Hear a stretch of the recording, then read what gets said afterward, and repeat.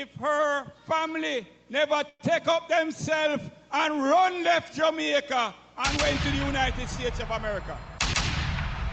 I want to ask her that.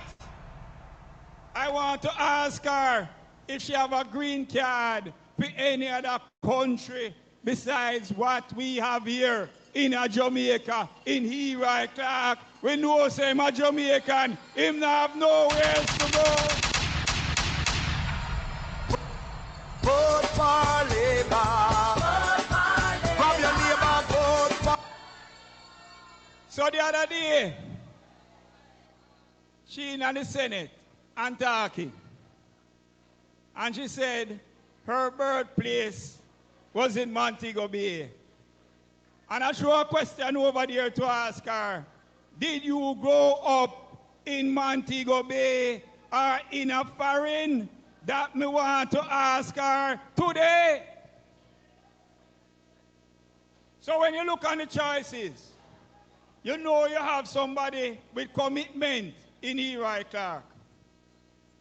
Commitment to the area, commitment to Jamaica.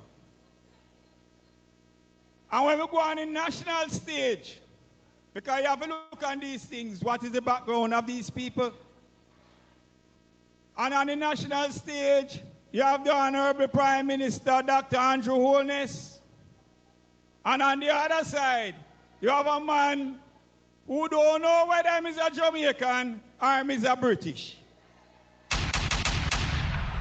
And the questions have been posed to him. What are you? Are you a Jamaican? Are you a British?